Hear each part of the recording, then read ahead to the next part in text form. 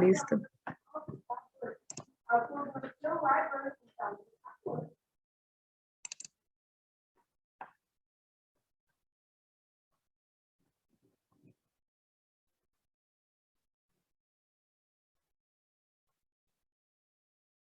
Eu acho essa matéria bem mais legal do que aquela que a gente estava vendo de biomas. Nossa, eu detesto aquela matéria.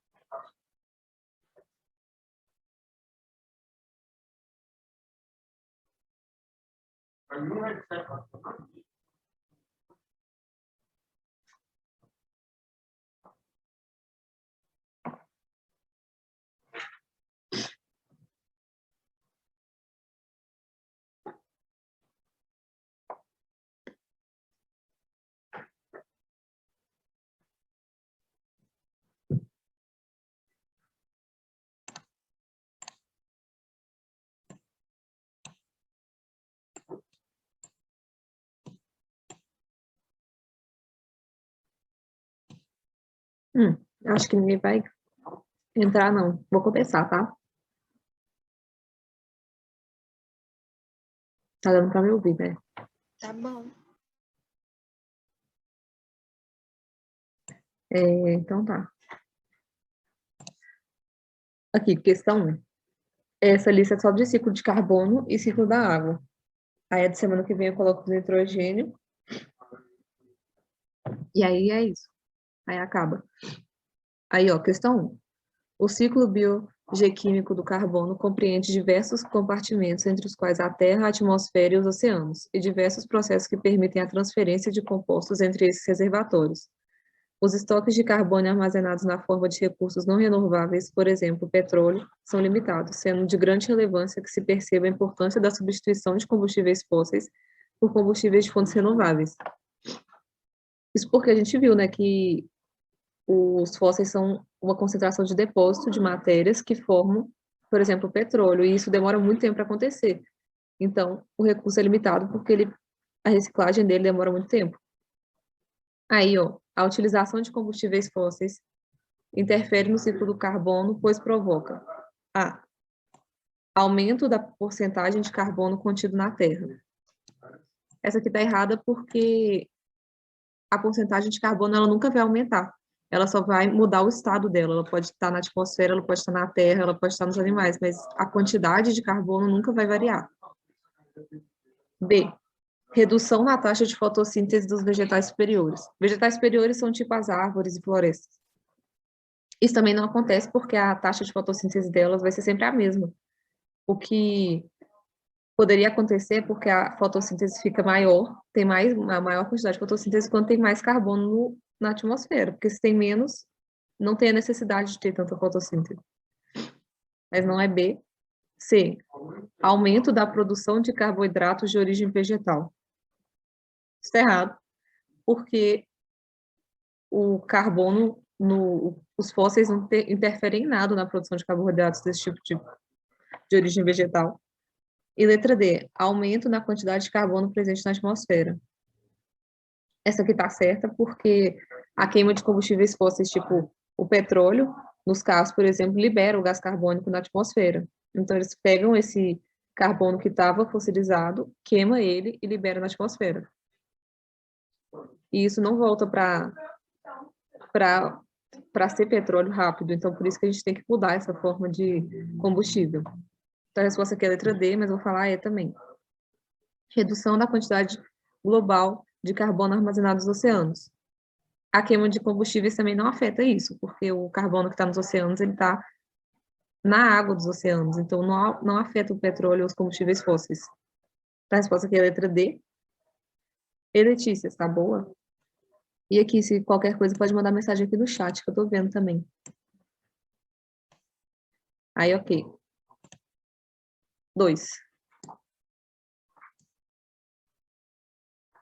Moradores sobreviventes da tragédia que destruiu aproximadamente 60 casas no Morro do Bumba, na zona norte de Niterói, do Rio de Janeiro, ainda defendem a hipótese de o deslizamento ter sido causado por uma explosão provocada de gás metano, visto que o local foi um lixão entre os anos de 1960 e 1980. A Maísa falou do gás metano com vocês?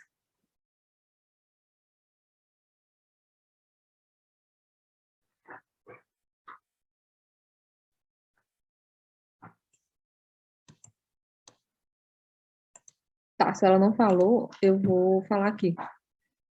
Ó, o gás metano no texto, o gás mencionado no texto, que é o metano, é produzido como subproduto da respiração aeróbica bacteriana. Está certo porque, está certo não, está errado, porque as bactérias elas têm que ser anaeróbicas para estarem produzindo gás metano, porque é a ausência do oxigênio que gera esse gás, porque ele é só composto de gás carbônico e hidrogênio. B, pela degradação anaeróbica de matéria orgânica por bactérias.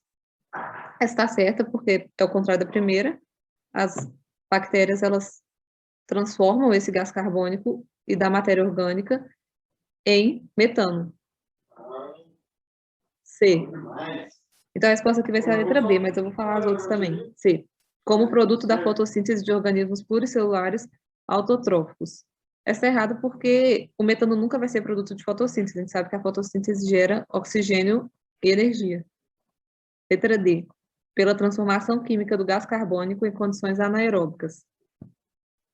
Essa aqui pode deixar a gente confusa porque ela parece que está certa, só que não é a transformação do gás carbônico, é a transformação do carbono em matérias orgânicas, porque se fosse gás carbônico em si, não ia estar precisando de ser uma condição anaeróbica, porque o gás carbônico é formado em condições aeróbicas, que é CO2, ou seja, tem a presença de oxigênio. O gás metano é só carbono com hidrogênio. E letra E, pela conversão por oxidação química dos gás carbônicos sob condições aeróbicas, que é a mesma coisa da D, só que está mais errado ainda, porque está falando aeróbica. Se ela é aeróbica, ela não vai formar gás metano. Então, a resposta aqui vai ser a letra B. Vocês entenderam essa?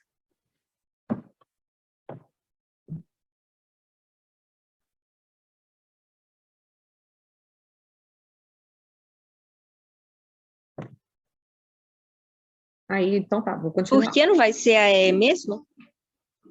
Não vai ser a E, porque para ser formado, o gás metano tem que estar numa condição anaeróbica, não pode ter oxigênio. Porque se tem oxigênio, a degradação da matéria orgânica, ela vira gás carbônico, que a composição é CO2. E o metano é só gás carbônico com hidrogênio. Então, não tem oxigênio no meio. Entendeu? Entendi, obrigada. Aí, 3. Na natureza, a matéria é constantemente transformada por meio dos ciclos biogeoquímicos, que é aquilo que eu falei na questão 1, que a matéria ela nunca é produzida ou removida, ela sempre é transformada. Então, a quantidade dessa matéria vai ser sempre constante, ela vai mudar a forma dela. E além do ciclo da água, existem os ciclos do carbono, do enxofre, do fósforo, do nitrogênio e do oxigênio. O elemento que está presente em todos os ciclos nomeados é o fósforo. Não, porque o do fósforo está presente só no ciclo do fósforo e do nitrogênio. B, enxofre. Também não, que igual ao do fósforo, só está no do enxofre. C, carbono. Também não, porque o do carbono só está no do carbono e do nitrogênio. E letra D, oxigênio, que está certa. Porque... E o nitrogênio também está errado, mas o oxigênio ele é sempre importante porque ele sempre vai estar fazendo parte da respiração. E para a transformação de todas essas matérias, em algum momento do ciclo vai precisar de respiração dos seres vivos. Ou da degradação deles, ou da produção por bactérias. Então, o oxigênio tem que sempre estar presente em algum ponto desses ciclos. Então, a resposta aqui vai ser a letra D. Aí, 4. A fotossíntese e a respiração são processos fundamentais para a manutenção da biodiversidade na Terra. Considerando-se esses dois processos, é correto afirmar que ambos: A. Ocorrem em seres heterotróficos. Seres heterotróficos são aqueles que não possuem a capacidade de produzir o próprio alimento. Ou seja, se aqui está falando que é fotossíntese e respiração, automaticamente os heterotróficos já estão excluídos disso, porque eles não realizam a fotossíntese. B. Participam do ciclo do carbono. Essa está certo, porque a fotossíntese transforma o gás carbônico em oxigênio e a respiração libera gás carbônico na atmosfera. A resposta aqui vai ser a letra B, mas vou ler as outras duas. C. Produzem diferentes formas de energia. A respiração não produz forma de energia, por mais que a fotossíntese produza, então essa aqui está errada. E letra D. Se realiza alternadamente durante o dia. Não, elas acontecem simultaneamente também. Pode ser alternadamente. Por exemplo, a planta pode fazer fotossíntese e respiração, mas os animais respiram enquanto as plantas fazem fotossíntese. Então, sempre vai ser uma coisa em conjunto, não tem um ou outro. Tanto que é por isso que a gente fala que, quando fala que a Amazônia é o pulmão do mundo, está errado, porque por mais que as plantas da Amazônia produzam oxigênio, elas também utilizam esse oxigênio na respiração. Então, a resposta aqui vai ser a letra B. E 5. Nos últimos 60 anos, a população mundial duplicou, enquanto o consumo de água foi multiplicado por 7. Da água existente no planeta, 97% são de águas salgadas, mares e oceanos, 2% formam geleiras inacessíveis e apenas 1% corresponde à água doce, armazenada em lençóis subterrâneos, rios e lagos. A poluição pela descarga de resíduos municipais e industriais, combinada com a exploração excessiva dos recursos hídricos disponíveis, ameaça o meio ambiente, comprometendo a disponibilidade de água doce para um abastecimento das populações humanas.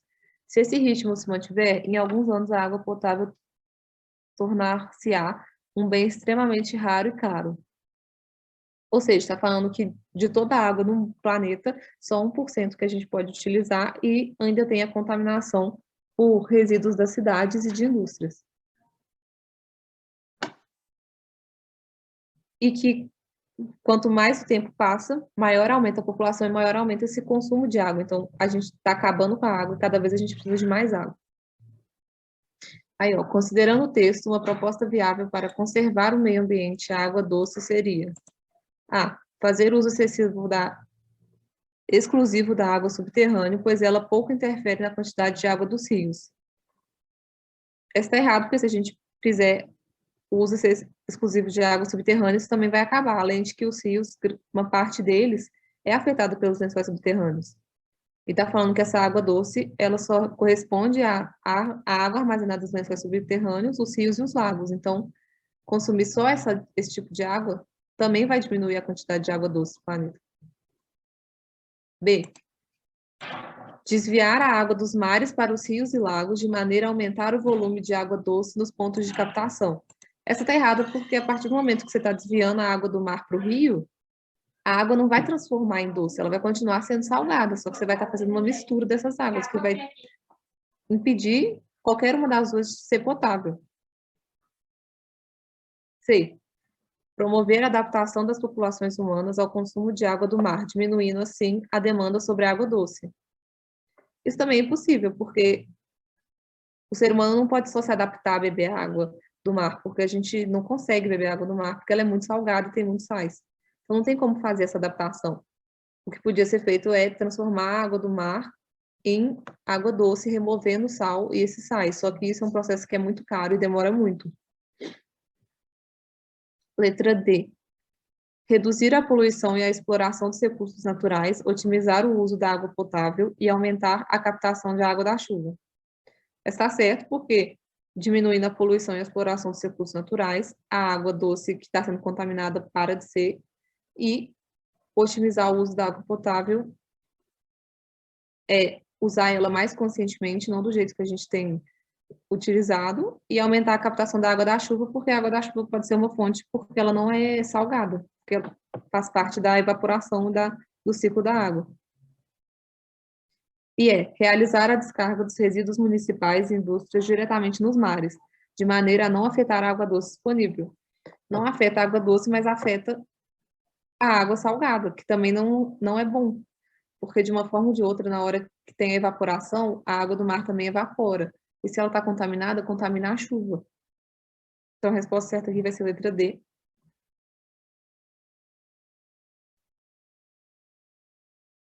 Vocês estão entendendo? Eu estou falando muito rápido. Estou entendendo. Ok, aí 6. Os ciclos biogeoquímicos, também chamados de ciclos da matéria, garantem que os elementos circulem pela natureza. É a mesma coisa daquela questão 1 e 3. Entre as afirmações a seguir, marque aquela que melhor explica o papel dos decompositores nesses ciclos. A. Os decompositores garantem a fixação dos elementos químicos do solo. Não, porque os decompositores eles são responsáveis pela transformação de matéria orgânica em um elemento que pode ser novamente reutilizado. B. Os decompositores, ao degradar os restos de seres vivos, garantem espaço para que novos nutrientes sejam adicionados ao ambiente. Essa letra é aquela famosa pegadinha que você vai marcar porque parece que está tudo certo. Só que o erro está aqui nesse novos nutrientes. Igual falou no enunciado, os elementos circulam pela natureza. Então, tipo assim, eles não são criados, não são novos nutrientes. É o mesmo nutriente de antes que foi reutilizado. Ela pega a matéria que não pode ser utilizada pelos outros seres e transforma numa que pode ser utilizada de novo. Então, ele não é criado. Letra C. Os decompositores permitem, ao decompor os restos dos organismos, que substâncias presentes nesses seres possam ser utilizadas novamente. Que está certa. E D. Os decompositores permitem que o fluxo de energia ocorra em vários sentidos. Essa está errada também, porque não é a função deles. O fluxo de energia, ele pode ser criado, por exemplo, pelos produtores, que vão produzir uma energia, e essa energia pode ser direcionada em vários sentidos. Mas não seriam os decompositores, seriam os produtores. A resposta aqui vai ser a letra C. Aí, 7. Esse tem um gráfico. O ciclo do carbono na natureza pode ser representado simplificadamente da seguinte maneira. Tá, então, primeiro a gente tem que entender esse gráfico aqui. Ó, o CO2 que tá em cima. Então, o CO2 vai ser o principal parte do ciclo. E olha, as setas, elas estão direcionando para o CO2 ou saindo dele. Então, a gente tem que entender o que acontece nesse meio tempo. Vou começar pelo 1. O CO2 sai do 1 e vai em direção aos vegetais. O que acontece nesse processo? Que os vegetais captam CO2. Acontece a fotossíntese, que é a transformação do CO2, a captura deles da atmosfera e transformação em oxigênio e energia. Então, vai ser o CO2 sai da atmosfera, é realizada a fotossíntese pelos vegetais, e aí, ok, ó. Aí, dos vegetais, a setinha passa pelo 2 e vai para os animais. O que acontece com o carbono nos quais vai dos vegetais para os animais? Não é a fotossíntese, porque a fotossíntese produz oxigênio. O que acontece, a transformação do carbono nessa etapa é por meio da alimentação, que os animais eles comem os vegetais que têm carbono na sua composição. Aí, ó, 3. Tem a setinha saindo de vegetais e de animais vindo para o 3. O que vegetais e animais fazem juntos que devolve o oxigênio para a forma dele na atmosfera? Que é a respiração, porque eles transformam o oxigênio em gás carbônico. Então, sai as duas setinhas e volta para a atmosfera. Aí, 4. O combustível está indo em direção ao gás carbônico. Ou seja, acontece alguma coisa com o combustível que gera e devolve o gás carbônico para a atmosfera, que é o 4, que é a combustão dos combustíveis fósseis, por exemplo. E o 5 sai de vegetais e de animais de novo, e ou eles viram, ou esse carbono vira combustível, ou ele vai para os decompositores que realizam aqui a respiração, que volta como CO2 para a atmosfera. Isso acontece quando os vegetais e os animais, eles morrem, porque aí ocorre a decomposição deles pelos decompositores, ou acontece o depósito deles, que vai formando os combustíveis fósseis como petróleo. Todo mundo entendeu esse gráfico? Ele só parece complicado, mas a verdade, quando você vai fazendo por partes, dá para entender.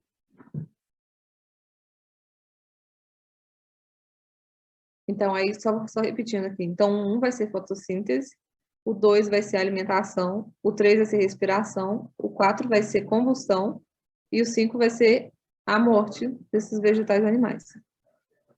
Aí, ó, os números de 1 a 5 indicam, respectivamente, 1, fotossíntese, 2, nutrição, aqui, ó, aqui está nutrição, 3, respiração, 4, combustão e 5, morte. Então, a resposta aqui vai ser letra A mesmo.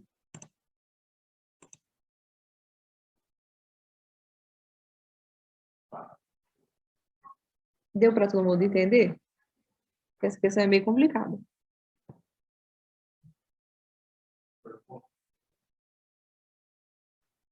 Acho que sim. Ó, a 8 é do Enem, de 2013. Eu vou até aumentar aqui para dar para ver melhor a imagem. Ó, a 8 está falando aqui do ciclo do carbono também. Aí, ó, primeiro tem o ácido sulfúrico e o ácido nítrico nas nuvens, que chove em forma de chuva ácida ou de neve ácida no desenho, né? Deixa eu até pegar uma...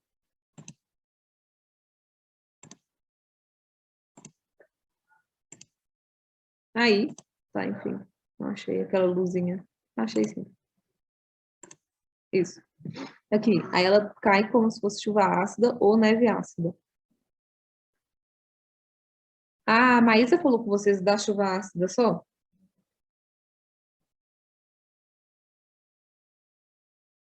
Acho que não. Tá, a chuva ácida, ela acontece quando, por exemplo, tem muita poluição no ar, e aí, quando ocorre a evaporação da água, junto com essa evaporação, tem também o carbono e outras substâncias que são tóxicas, por exemplo, o nitrogênio ou o enxofre. E isso faz com que caia, em vez de cair só a água, igual aquela outra questão que eu falei, em vez de cair só a água, cai uma água que ela não é potável. E não só não potável, ela também consegue corroer, a longo prazo, lógico, carros e edifícios, o que pode causar vários problemas nas cidades também. Além de que isso é péssimo para a natureza em si. E o que faz essa chuva ácida acontecer, por exemplo, se eu não tenho vegetação suficiente para captar esse gás carbônico e esses nutrientes da atmosfera, eles vão, consequentemente, subir junto com a água, o que prejudica todos os seres humanos e os animais dessa região. Então, o fenômeno aqui está falando basicamente da chuva ácida em si. Aí, ó, no esquema, o problema atmosférico relacionado ao ciclo da água acentuou-se após as revoluções industriais. Uma consequência direta desse problema está na... Isso acentuou nas revoluções industriais, porque com as fábricas e as indústrias começou a ter mais liberação desse tipo de matéria no ambiente, o que leva diretamente para as nuvens. Uma consequência direta desse problema está na laterização dos solos. Laterização dos solos é tipo quando começa a pegar alumínio e outros materiais. Quando o solo fica marrom, sabe? Ele fica com cor de cobre, porque ele está pobre. Isso é a laterização dos solos. Mas isso não afeta o ciclo da água diretamente. Então, não é esse. B, elevação das marés. A elevação das marés acontece com o derretimento das calotas polares, que é causado pelo aquecimento global. Mas isso não afeta diretamente nas chuvas ácidas, que é o que está explicando na imagem. C, erosão das encostas. Também é um problema porque a erosão das encostas ela coloca mais coisas no fundo dos rios, o que faz com que transborde mais a água na época das chuvas.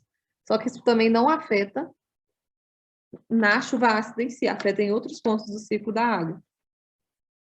E D, redução da flora, que está certa, porque igual eu falei aqui, quando não tem as árvores para captar essa matéria da atmosfera, ela automaticamente vai para junto das nuvens, o que forma a chuva ácida, e se liga nos componentes das nuvens, que no caso é a água.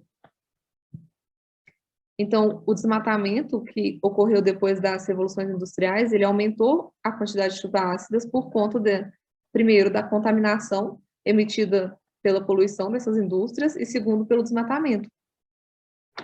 E letra E, fragmentação das rochas. Isso também não interfere no ciclo da água, diretamente não na chuva ácida. Então, também não é a letra E. Então, essa aqui vai ser a letra D. E eu acho essa questão uma questão difícil. Tipo, era do Enem, de 2013. Só que ela é difícil porque tem muitos detalhes na imagem e não fala diretamente sobre o que está perguntando. Então, você tem que relacionar com outras coisas. E as opções, por mais que várias delas interfiram no ciclo da água, não é sobre o ponto da chuva ácida que está perguntando na questão. Então, essa é uma questão que ia ter que ficar muito focada em detalhes. Mas deu para entender?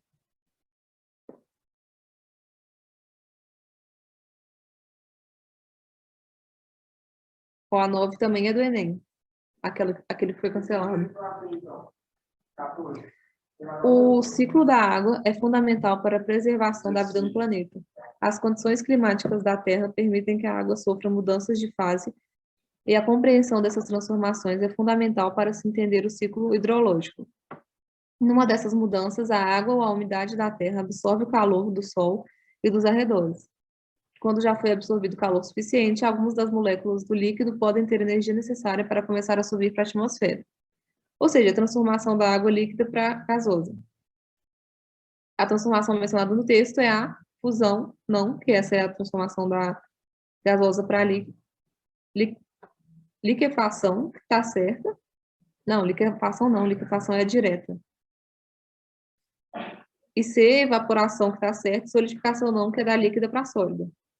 A resposta aqui vai ser evaporação, que é só das fases da água mesmo. E 10. Ó, C6, observe o esquema a seguir, que é uma simplificação do ciclo do carbono. C6H12O6 é glicose. E glicose é a mesma coisa que energia. Só para explicar. Aí, já que isso é um ciclo do carbono simplificado, a gente tem que entender o que é um e o que é dois. Se a gente sabe que glicose é energia, o que precisa de energia, utiliza uma energia e transforma em CO2 na atmosfera. Ou seja, um pega essa glicose, essa energia, e ela transforma ela em CO2 em algum processo. E no 2, ele pega o gás carbônico e transforma em glicose. Aí, ó, nesse ciclo, se um representa os A, consumidores, 2 representará os decompositores. Ó, se um for os consumidores, eles vão estar pegando essa energia e transformando em gás carbônico, que está certo. Mas o 2 seriam os decompositores. A gente sabe que a função dos decompositores não é transformar gás carbônico em energia. Isso seria a função dos produtores, tipo as plantas. Então, isso aqui está errado. B. Se um for os consumidores, 2 representará os produtores. Está certo, que foi o que a gente acabou de falar. E C. Se um for os produtores. Um não pode ser os produtores porque os produtores não gastam energia para produzir gás carbônico. Se nesse daqui tivesse só o oxigênio, aí podia ser produtores. Só que não é. Então, a C e a D já estão erradas.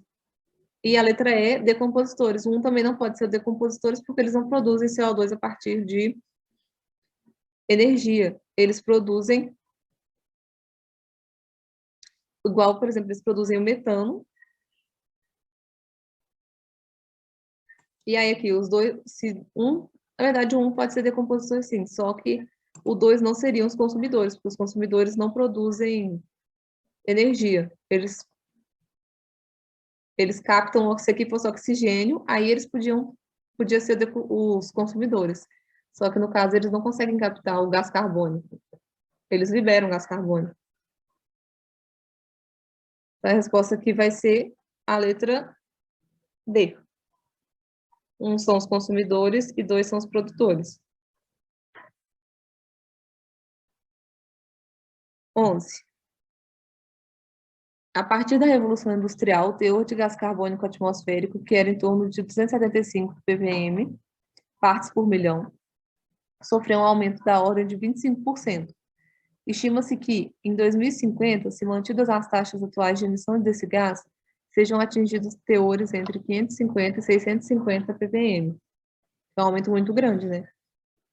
Qual a alternativa que aponta, respectivamente, a principal causa do aumento de CO2 atmosférico e uma possível forma de redução desse fenômeno? A. Desmatamento na Amazônia e reflorestamento em larga escala. O desmatamento na Amazônia não é a principal causa do aumento do CO2 atmosférico, porque o desmatamento na Amazônia ele diminui a redução desse CO2 na atmosfera, mas ele não aumenta ele deixa estável. Por exemplo, se de hoje para amanhã toda a Amazônia fosse desmatada, eles não iam aumentar o gás carbônico da atmosfera, só que impedir que o gás carbônico, por meio da fotossíntese, fosse tirado dela. Então, isso ia acabar prejudicando, só que não ia ser a causa. Aí, B, uso de gases contendo CFC, que é o de spray, e erradicação da energia nuclear. O uso de gases CFC está certo, ele que causa o principal aumento do CO2 na atmosfera, só que a erradicação da energia nuclear não reduz o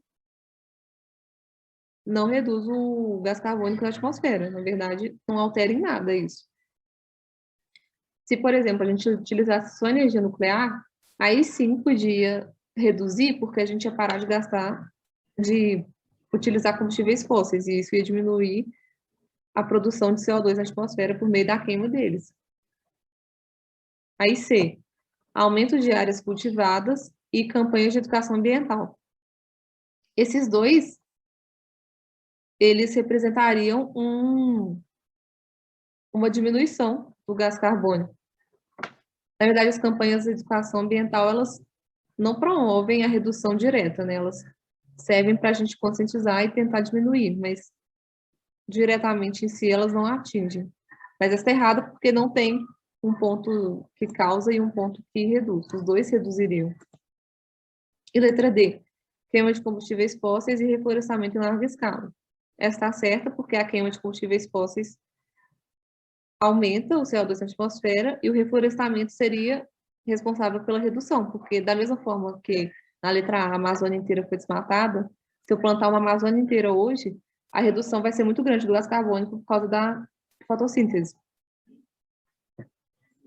E letra E, destruição da camada de ozônio e redução da atividade industrial. A destruição da camada de ozônio não afeta no aumento do gás carbônico na atmosfera.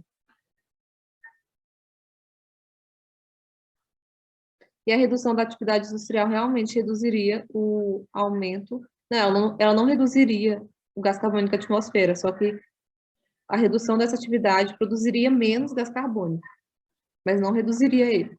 A resposta aqui vai ser a letra D. E 12, e última, que é do Enem também. O Sol participa do ciclo da água, pois além de aquecer a superfície da Terra, dando origem aos ventos, provoca a evaporação das águas dos rios, lagos e mares. O vapor da água, ao se resfriar, condensa-se em minúsculas gotinhas que se agrupam formando nuvens, neblinas ou névoas úmidas. As nuvens podem ser levadas pelos ventos de uma região para outra. Com a condensação e, em seguida, a chuva, a água volta à superfície da Terra, caindo sobre os solos, rios, lagos e mares. Parte dessa água evapora, retomando a atmosfera. Outra parte escoa superficialmente ou infiltra-se no solo, indo alimentar rios e lagos. Esse processo é chamado de ciclo da água. Considere, então, as seguintes afirmativas. A. A evaporação nos mares é maior nos continentes, uma vez que o aquecimento ali é maior que nos oceanos. Esta é errada porque é o contrário. O aquecimento ele é igual nos oceanos e nos continentes, só que nos mares a evaporação é maior. 2. A vegetação participa do ciclo hidrológico por meio da transpiração. Essa está certo. Que é igual a gente já viu também com a Amazônia, que formam os rios voadores. 3. O ciclo hidrológico condiciona processos que ocorrem na litosfera, na atmosfera e na biosfera.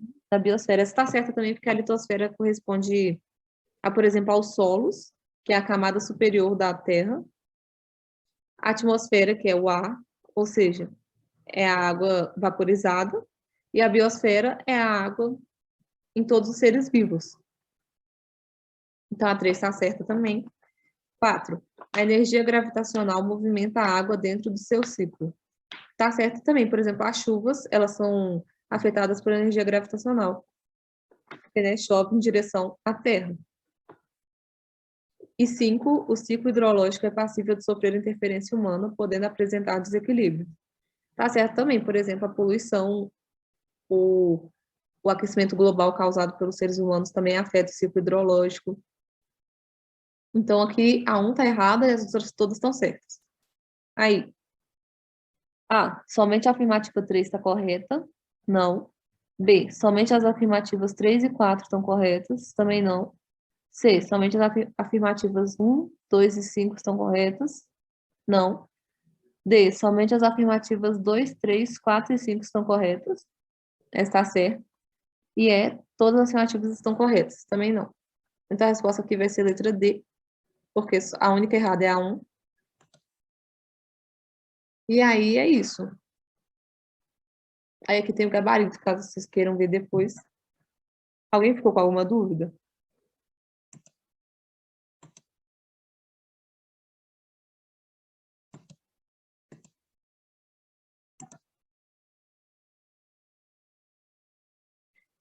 Vou acreditar que não, então. Aí semana que vem eu faço o ciclo do fósforo e do nitrogênio. E aí é isso. Aí eu vou terminar mais cedo, porque já que a gente já terminou a lista. Aí vocês têm uns 10 minutinhos aí de pausa entre a próxima aula.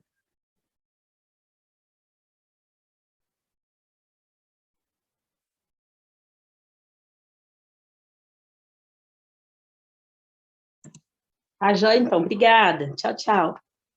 Tchau. Boa noite, boa Boa aula. noite.